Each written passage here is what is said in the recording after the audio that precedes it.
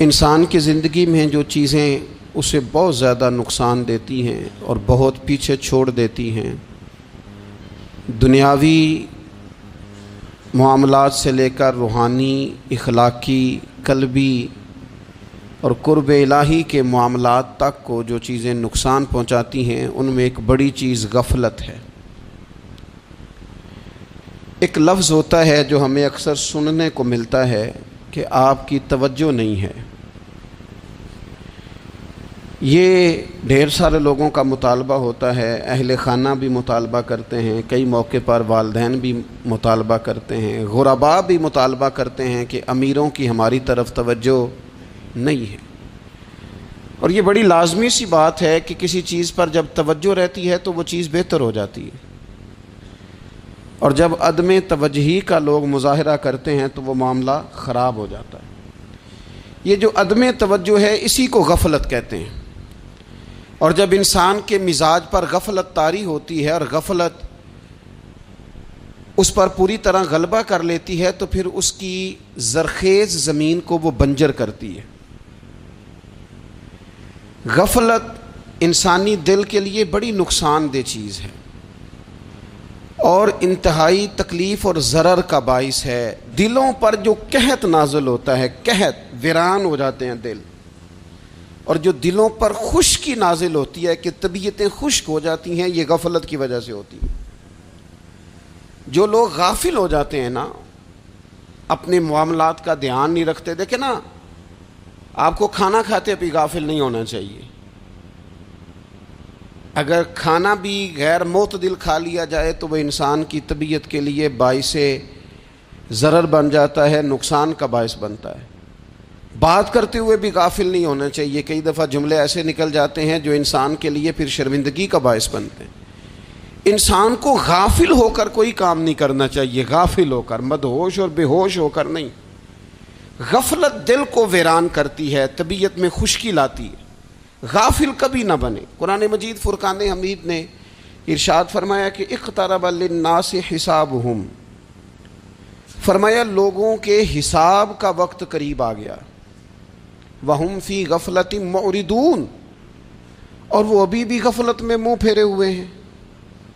Time آ گیا حساب دینے کا، لیکن وہ ابھی بھی غافل ہیں۔ ہمارے جو زیادہ تر نقصان زندگی میں ہوئے ہیں وہ صرف ہماری غفلت کی وجہ سے ہوئے۔ ہم نے چیزوں پر توجہ نہیں دی، چیزیں گڑبڑ ہو گئیں۔ جس آدمی نے پھول لگائے ہوں، پھل لگائے ہوں، کھیتی لگائی ہو، وہ دانہ ڈال کے پانی دے کے فارغ نہیں ہو سکتا، اسے توجہ کرنی پڑتی ہے۔ اور کسی نے کہا تھا مالی جیندے ہون تو پھر بوٹے سوکدے نہیں، اگر موجود ہونا ان کو سینچنے والا، رکھوالی کرنے والا، تو پھر ان کی جڑیں کبھی خشک نہیں ہوا کرتی۔ ہماری جو غفلتیں ہیں یہ بڑی ضرر کا باعث ہیں، نقصان کا باعث، اور مجبوری معاف ہوتی ہے، غفلت معاف نہیں ہوتی۔ اسکول میں پڑھتے تھے، مدرسے میں پڑھتے تھے، تو ایک مجبوری ہو گئی جی، خدا نہ خواستہ گھر میں کوئی پریشانی ہو گئی تو اساتذہ اس پر سزا نہیں دیتے۔ کوئی خوشی کا موقع ہے گھر میں، فیملی میں کسی کی شادی ہے، اساتذہ اس پر سزا نہیں دیتے۔ لیکن اگر کبھی پتہ چلتا تھا نا کہ یہ گھر سے تو آیا تھا لیکن مدرسے نہیں آیا، یہ اسکول نہیں آیا، رستے میں غافل ہو گیا، تو یہ بات خوفناک تھی۔ یہ قابل سزا جرم تھا کہ تو غافل ہو گیا اپنی پڑھائی سے، تو گھر سے آیا اور یہاں نہیں آیا۔ غفلت قابل سزا ہوتی ہے، مجبوری کی معافی ہوتی ہے۔ ہمارا آج کل جو مسئلہ ہے وہ غفلت کا ہے۔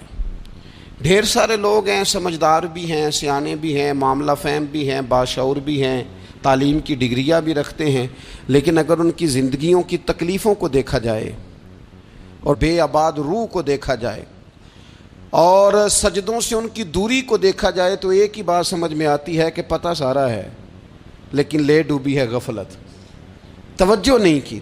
لائق بچہ بھی نالائق ترین زندگی گزارتا ہے، اس لیے کہ اس کے لائق ہونے کے ساتھ ساتھ اس کا توجہ کرنا بھی تو ضروری ہے نا۔ نرے لائق کا کیا فائدہ اگر وہ محنتی نہیں، اگر وہ توجہ ہی نہیں کرتا، اپنا سبق دھیان سے سنتا پڑھتا ہی نہیں، تو جتنا مرضی لائق ہو پیچھے رہ جائے گا۔ اور کئی نالائق ہوتے ہیں، رٹا لگا کے پاس ہوتے ہیں، پر چلو رٹا تو لگاتے ہیں نا، محنت تو کرتے ہیں نا، جد و جہد تو کرتے ہیں۔ کئی نالائق جد و جہد کے باعث آگے گزر جاتے ہیں، اور کوئی اسی چکر میں رہ جاتے ہیں، میں بڑا لائق ہوں، کل پڑھ لوں گا، پرسوں پڑھ لوں گا، ہفتہ تیاری کر کے پاس ہو جاؤں گا۔ اپنی زندگی سے غفلت کا پردہ اٹھائیں، اور غفلت اس کے لیے فیصلہ کرنے کی ضرورت ہوتی ہے، پلاننگ کرنے کی نہیں، فیصلہ کرنے کی ضرورت ہوتی ہے کہ میں نے اب غفلت کرنی۔ ہم نہ جب بھی کوئی پروگرام بناتے ہیں تو منصوبہ بندی شروع کر دیں، منصوبہ بندی نہ کریں، فیصلہ کریں، کہیں کہ میں نے غافل نہیں ہونا۔ غفلت غرق دنیا کا نام ہے، اپنے آپ کو غفلت سے بچائیں۔ آپ دیکھیں حضرت کعب بن مالک رضی اللہ تعالیٰ عنہ فرماتے ہیں، بخاری میں موجود ہے، فرماتے ہیں کہ جنگ میں پیچھے رہ گیا تھا، میرا خیال تھا کل چلا جاؤں گا، گھوڑے اور سواریاں میرے پاس تیز ہیں، مضبوط ہیں، پرسوں چلا جاؤں گا، تیزی سے بھاگ کے میں پہنچ جاؤں گا، میں قافلے کے ساتھ شامل ہو جاؤں گا، لیکن بس تھوڑی سستی ہو گئی، ذرا غفلت ہو گئی۔ آپ فرماتے ہیں جب سب لوگ چلے گئے حضور علیہ السلام کے ساتھ جہاد میں اور میں پیچھے رہ گیا، تو پھر جب چند دن گزر گئے اور محبوب کے واپس آنے کا ٹائم ہو گیا، تو اب میں غور کرتا سمجھتا تو مجھے مدینے میں یہاں بزدل لوگ نظر آتے، اور کون نظر آتے؟ جو منافق تھے، وہ منافق بزدل دکھائی دیتے، یا مجھے عورتیں اور بچے دکھائی دیتے۔ میں پریشان ہوا، حضور واپس آ گئے۔ جنہوں نے بہانے کیے تھے نا منافقین نے، یہ مجبوری تھی اس لیے نہیں جہاد پہ گئے، یہ جنہوں نے بہانے کیے تھے انہیں مل گئی معافی، اور میں نے سچ بولا، میں نے کہا یا رسول اللہ میں غافل ہو گیا تھا۔ اب کہتے ہیں میں نے جب کہا نا حضور سستی ہو گئی تھی، ذرا غفلت ہو گئی، تو بندہ محبوب سے ہی غافل ہو جائے، بندہ وہیں سے غافل ہو جائے۔ جو دم غافل سو دم کافر، سانو مرشد اے ہو پڑھایا۔ جب کہا نا حضور وہ غلطی ہو گئی، کوئی مجبوری نہیں تھی، تو فرماتے ہیں باقیوں کو معافی مل گئی، میرے ساتھ حضور ناراض ہو گئے۔ ایک دن نہیں، 2 دن نہیں، 50 دن حضور ناراض رہے۔ مدینے کی گلیوں نے مجھے پہچاننا چھوڑ دیا، در و دیوار سے مجھے یوں لگتا تھا کہ میں پردیسی ہوں۔ فرماتے ہیں میں مسجد میں آتا تھا، میں جب محبوب کو دیکھتا تو حضور رخ انور پھیر لیتے، اور مجھے پتا تھا جب میرا چہرہ ادھر ادھر ہوتا تو پھر کریم رحمت کی نظر فرماتے۔ فرماتے ہیں 50 دن مسلسل، پھر مجھے حکم ہوا کہ بیوی بھی بھیج دو، میکے بچے بھی بھیج دو، ننہال یعنی تنہا رہ جاؤ۔ فرماتے ہیں وہ میں نے قید تنہائی کاٹی، لیکن شکر اللہ کا یہ ہے کہ میں سچا تھا، بس ذرا بھول گیا تھا، بس ذرا غفلت ہو گئی تھی۔ تو فرماتے ہیں پھر اللہ تبارک و تعالیٰ نے میرے اوپر فضل یہ فرمایا کہ میری توبہ کا اعلان رب نے قرآن مجید میں فرمایا۔ تو غافل نہ بنے کبھی بھی، ہمارا نہ مسئلہ یہ ہے، اور آپ نے ناراض نہیں ہونا۔ ڈھیر سارے لوگ غافل ہو جاتے ہیں، مالدار بھی غافل ہیں، صاحبان علم بھی الا ماشاء اللہ بہت ساری جگہوں پہ غافل ہیں۔ جن لوگوں کو 4 لوگ جاننے لگ جاتے ہیں، کوئی مقام حاصل ہو جاتا ہے، وہ بھی بہت ساری جگہوں سے غافل ہو جاتے ہیں الا ماشاء اللہ۔ غفلت بڑی تکلیف والا منظر ہے۔ جو لوگ سمجھتے ہیں نا میں اب گڈ بک میں آ گیا ہوں، اب میں اچھا ہو گیا ہوں، اب میرے لیے خیر کہا جاتا ہے، مجھے اچھائی شاید یہ مستقل میرے ساتھ رہے گی، تعریف ہی ہوگی ہمیشہ، وہ بھی غافل ہو جاتے ہیں۔ اور یہ غفلت ٹھیک نہیں ہوتی۔ وجہ دیکھنی چاہیے کس وجہ سے انسان کو وقار مل رہا ہے، عزت مل رہی۔ اپنی زندگی سے غفلت کو اتار پھینکیں۔ تھوڑی دیر کی تو غفلت ہوتی ہے، لمبی تو نہیں۔ 2 منٹ کے لیے صرف اس نے ڈرائیونگ کرتے ہوئے چہرہ موبائل کی طرف کیا تھا، 2 ہی تو منٹ لگے تھے۔ لمحوں نے خطا کی تھی، صدیوں نے سزا پائی۔ لمحوں نے خطا کی تھی، صدیوں نے سزا پائی۔ ایک لمحے کے لیے غافل ہوئے تھے اور صدیاں، نسلیں روتی رہ گئیں پیچھے۔ بچے تڑپتے رہ گئے، اہل خانہ پریشان رہ گئے، ماں باپ ساری زندگی روتے رہے، لیکن یہ 2 منٹ کے لیے یہ غفلت جو ہے یہ بڑی تکلیف والا معاملہ. اپنی زندگی سے غفلت کو اتارنا ہے، غافل نہیں بننا، ہر وقت توجہ اور ساری باتوں پہ توجہ. بعض اوقات لوگ ایک طرف توجہ کر کے ایک طرف سے غافل ہو جاتے ہیں. نہ، توجہ ہمہ پہلو رکھنی ہے. ہمارے ذمے جتنے بھی حقوق ہیں ان سب پر توجہ، ہر چیز کا خیال. ایسا نہ ہو کہ عبادت کرتے رہ جائیں اور حقوق العباد ہم سے چھوٹ جائیں، اور حقوق العباد اتنے زیادہ ادا کریں. صاحب مجھے کہنے لگے ایک دفعہ بڑے وثوق کے ساتھ کہنے لگے جی معاذ اللہ ثم نہیں جی ٹائم ملتا پھر نماز دا کی کریے، روزی کمانا بھی تو عبادت ہے نا. تو میں نے کہا آپ نے عبادت کرنا ایک حصہ قبول کیا ہے، آپ نے کل عبادت نہیں قبول کی. عبادت کل ہے، ہمہ پہلو. ایک حصہ آپ قبول کر کے نکل گئے اور باقی آپ نے چھوڑ دی. تو کسی ایک طرف سے بھی غافل نہیں ہونا. جتنی ذمہ داریاں ہیں، جتنی ڈیوٹیاں ہیں، ان سب کا خیال. اور جو بڑا آدمی ہوتا ہے، بڑا گھر میں بڑا ہو، قبیلے میں بڑا ہو، علاقے میں بڑا ہو، ادارے میں بڑا ہو، کلاس میں بڑا ہو، جو بڑا ہے اس کی تو ساری آنکھیں کھلی ہوئی ہونی چاہیے. ایک ایک پر اس کی نظر ہونی چاہیے کہ میری کہاں ضرورت ہے، کہاں مجھے اشک شوئی کرنی ہے، کس کے ساتھ میں نے کس طرح محبت کا رویہ رکھنا ہے. غافل نہ بنے. اچھا جی اب کیسے پتہ چلے گا کہ ہم غافل ہیں؟ یہ کیسے پتہ چلے گا؟ آپ کسی بندے سے بھی پوچھ لیں حالات کیا ہیں تو کہتا ہے اللہ کا شکر ہے کبھی کسی کا دل نہیں دکھایا، اللہ کا شکر ہے جی زمانہ ہو گیا 5 نمازیں پڑھتا ہوں، اللہ کا شکر ہے جی. کیسے پتہ چلے گا غافل ہیں؟ پہلی علامت ہمارے علماء اور صوفیاء نے غافل بندے کی لکھی ہے. اس آئینے میں نے اور آپ نے اپنا آپ دیکھنا ہے. غافل بندے کی پہلی علامت یہ ہوتی ہے کہ وہ دنیاوی کاموں میں چست ہوتا ہے اور اللہ اور اس کے رسول کی فرما برداری میں سست ہوتا ہے. یعنی نماز کے وقت تو اسے نیند ستاتی ہے، پریشانی ہوتی ہے، لیکن اگر کسی جگہ مال مل رہا ہو، پیسے مل رہے ہوں، وہاں جانا ہو تو پھر اسے کوئی چیز بھی تنگ نہیں کر. دنیاوی کاموں میں چست ہوگا، یعنی ٹی وی کے آگے، موبائل کے آگے وہ گھنٹوں بیٹھا ہوا ہے.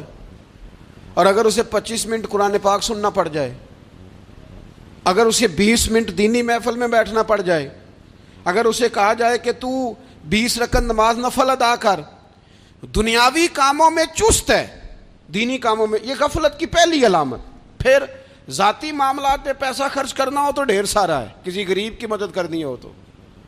وہ ہمارے ایک دوست ہیں، وہ اکثر کہا کرتے ہیں، وہ کہتے ہیں آج کل کسی سے کہنا فلائی کام میں، دینی کام میں، کسی کی مدد میں کچھ 4 پیسے خرچ کرنے ہیں تو لوگ کہتے ہیں ہاتھ تنگ ہے. ہاں کوئی سستا پلاٹ ملتا ہو نا، اور اگر یہ سمجھ آ جائے کہ وہ مجبور ہے بیچارہ بیچنے والا، تو پھر کہتے ہیں میں 2-3 دوستوں کو پھاڑ لے سن. ذاتی کاموں میں جب بندہ چست ہو اور دینی کاموں میں سست ہو تو مطلب یہ ہے کہ بندہ غافل ہے. پہلی علامت غفلت کی. اور غفلت کی دوسری نشانی یہ ہے کہ انسان گناہ کے کاموں کو معمولی سمجھنے لگ جاتا ہے. یہ غافل بندے کی نشانی ہے. گناہ کو معمولی سمجھتا ہے، چھوٹا سمجھتا ہے. آج کل لوگ کہتے نہیں میں کو اکیلا کر رہا ہوں، ساری دنیا ہی کرتی ہے. وہ جناب کیا ہو گیا، اگر یہ غلطی ہو گئی تو بندے سے ہو ہی جاتا ہے. گناہ کو معمولی سمجھنا، چھوٹا سمجھنا اور کہنا پھر کیا ہو گیا ہے، انسان سے غلطی ہو جاتی ہے. آپ دیکھ لیں کہ سینکڑوں بیسیوں گناہوں کا بوجھ ہمارے سروں پہ ہوتا ہے، لیکن کوئی ہمارا دبدبہ ہے، کوئی ہماری گفتگو ہے، کوئی ہمارے جملوں میں خود پسندی ہے، کوئی ریاکاری ہے، کوئی تصنع ہے. یہ غافل بندے کی علامت ہے. نبی اکرم صلی اللہ تعالی علیہ وآلہ وسلم نے فرمایا مومن اپنے گناہوں کو پہاڑ کی طرح سمجھتا ہے. یہ بخاری میں حدیث ہے. مومن پہاڑ کی طرح جانتا ہے اور وہ ڈرتا ہے کہ کہیں وہ پہاڑ اس کے اوپر گر نہ جائے، یعنی کہیں مجھے میرے گناہ کی سزا نہ مل جائے. چھوٹے گناہ کو بھی پہاڑ جانتا ہے، یار مجھ سے غلطی ہو گئی، مجھے ٹھیک کر لینی چاہیے، مجھے معافی لے لینی چاہیے، مجھے توبہ کر لینی چاہیے. مومن اپنے اوپر گناہ کو پہاڑ کی جانب سمجھتا ہے. اور حضور علیہ الصلوۃ والسلام فرماتے ہیں کہ یہ جو فاسق اور فاجر ہوتا ہے نا، اللہ کا نافرمان، یہ گناہ کو مکھی کی طرح سمجھتا ہے، یہ سمجھتا ہے میں نے اشارہ کرنا ہے مکھی نے اڑ جانا ہے۔ مومن کی علامت یہ ہے کہ وہ پہاڑ جانتا ہے اگر غلطی ہو جائے تو پہاڑ۔ امام اعظم ابو حنیفہ رحمۃ اللہ علیہ گزر رہے تھے تو بارش ہو گئی تھی اور کوفہ میں کیچڑ تھا، تو آپ نے جو جوتے پہنے ہوئے تھے ان جوتوں سے چلتے ہوئے نا آپ کے پاؤں سے کچھ مٹی اڑی، تو سامنے ایک یہودی تھا، اب اس زمانے میں دیواریں کچی ہوتی تھیں، اس کے دیوار پر جا کے وہ مٹی جو تھی وہ لگ گئی۔ اب امام صاحب بڑے پریشان ہوئے کہ میں نے اس کی دیوار کو آلودہ کر دیا۔ یہاں تو لوگ اپنی اینٹیں رکھتے رکھتے کئیوں کی دیواریں توڑ ہی دیتے ہیں، اور پھر وہ اس پر ماننے کو بھی تیار نہیں ہوتے، تسلیم کرنے کو بھی تیار نہیں ہوتے۔ وہ کہتے ہیں پھر کیا ہو گیا، اب ہمارا یہاں گھر ہے تو ہم نے ٹرالی منگوانی نہیں تھی، ہمارا حق بنتا تھا۔ امام صاحب کے پیروں سے ذرا کیچڑ اڑا، یہودی کی دیوار پہ لگا، اس کی کچی دیوار تھی۔ امام صاحب پریشان ہو گئے، سوچنے لگے کہ اگر میں دیوار سے یہ کیچڑ اتارتا نہیں تو یہ بھی زیادتی ہے، میں نے اس کی دیوار کو گدلا کر دیا، اور اگر میں اتارتا ہوں تو کچھ مٹی اس کی دیوار کی بھی اتر جائے گی، کچی دیوار ہے، یہ بھی زیادتی ہے۔ مومن گناہ کو پہاڑ کی طرح سمجھتا ہے کہ کہیں گر نہ جائے، اس کی بھی کہیں سزا نہ مل جائے۔ امام صاحب نے اس کے دروازے پہ دستک دی، وہ باہر آیا تو اتفاق سے وہ آپ کا مقروض بھی تھا، اس نے پیسے دینے تھے۔ باہر نکلتے ہی کہنے لگا اوہ آپ تو قرض لینے آ گئے، میرے پاس تو ابھی گنجائش نہیں ادا کرنے کی۔ تو امام صاحب کہنے لگے تو قرض چھوڑ، وہ میں نے معاف کیا، میرے سے ایک غلطی ہو گئی ہے۔ میں آ رہا تھا، لکڑی کے جوتے اس زمانے میں کھڑاؤں لوگوں نے پہنے ہوتے تھے، کہا وہ میرے پیروں سے ذرا کیچڑ اڑا ہے، تیری دیوار پہ لگ گیا ہے۔ اب میں بڑی دیر سے کھڑا سوچ رہا ہوں کہ اگر میں تیری دیوار صاف نہ کروں تو میں نے یہ میلی کر دی، گدلی کر دی، یہ بھی بات درست نہیں ہے، زیادتی، اور اگر میں اسے صاف کرتا ہوں کچی دیوار سے کچھ مٹی اتر جائے گی تو یہ بھی زیادتی ہے، اب تو بتا میں کیا کروں۔ تو بے موسمہ پھل تھا نا یہ، تو بے موسمہ پھل دیکھ کے بندہ حیران ہو جاتا ہے، جو باتیں روٹین میں نہ ہو رہی ہوں وہ ذرا انوکھی لگتی ہے، بندہ حیران ہو گیا، غور سے امام صاحب کا چہرہ دیکھنے لگا، غور سے چہرہ دیکھنے لگا، اور پھر تھوڑی دیر سوچنے کے بعد کہنے لگا حضور پہلے میں نے دین اسلام کے بارے میں پڑھا اور سنا تھا، آج میں نے دین دیکھا ہے۔ پہلے میں نے سنا تھا کہ دین اسلام اس طرح کا ہے، آج میں نے دین ہے۔ ہم نہ پوری دنیا کے کافروں کو دین سنانا چاہتے ہیں، دکھانا نہیں چاہتے، ہم نیک نظر آنا چاہتے ہیں، نیک بننا نہیں چاہتے، ہم نیک نظر آنا چاہتے ہیں۔ نتیجہ کیا نکلتا ہے کہ کچھ عرصے کے بعد پتہ چل جاتا ہے بندہ کس لیول کا نیک ہے، کیا معیار ہے اس کی نیکیوں کا۔ کہنے لگا حضور پہلے میں نے دین سنا تھا، آج دیکھا ہے۔ آپ وہ مٹی کی دیوار پر جو کیچڑ لگ گیا ہے، دیوار کو بعد میں صاف کیجئے گا، پہلے کلمہ پڑھائیں تاکہ میرے اندر کا کفر صاف ہو جائے، مجھے مسلمان کر دیں۔ تو غافل آدمی جو ہوتا ہے نا، وہ پھر تیسری بات، جب بندہ بہت زیادہ غافل ہو جاتا ہے پھر اعلانیہ گناہ کرنے لگتا ہے۔ ایک گناہ، پھر اس کا اظہار گناہ۔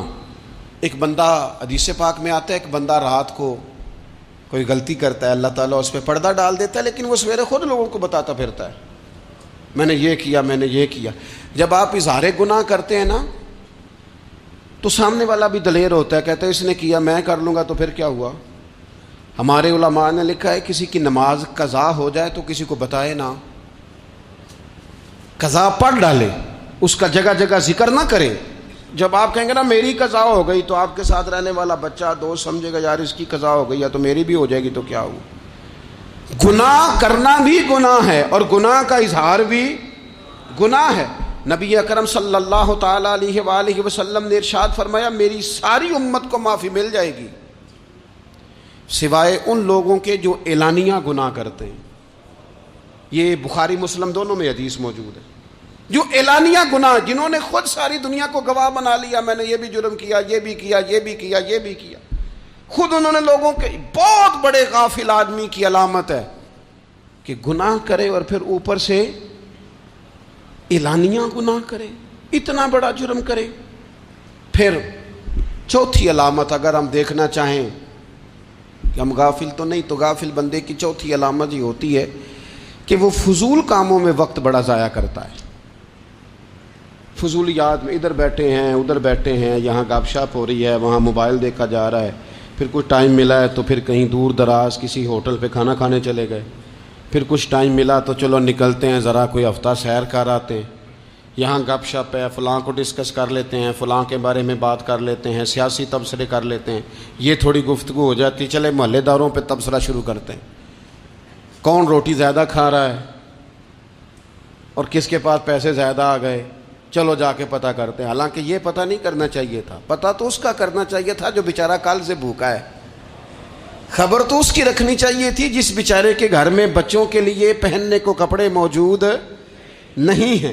اس پر تبصرہ یہ کرتے ہیں کہ یہ محنت کیوں نہیں کرتے, اور اگر کسی پر اللہ عطا کر دے پھر حساب ضرور لگاتے ہیں کہ ذرا معلومات کرو یہ اتنی جلدی آگے کیسے نکل گئے. غافل بندے کی علامت ہے وقت کا ضائع کرنا اور فضول کاموں میں ضائع کرنا اور بلا وجہ ضائع, اور ایسے سوالات کرنا جن کی ضرورت ہی کوئی نہیں, بالکل ضرورت ہی نہیں, کوئی مطلب ہی نہیں. لیکن ہم لوگ وقت ضائع, یہ غفلت کی علامت.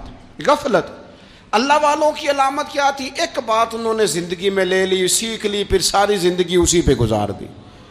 ان کا ارادہ تھا نا کشکول سیدھا کیا. کچھ لوگ ساری زندگی لیکچر قبول لے کے سن کے پھر بھی سمجھنے کو تیار.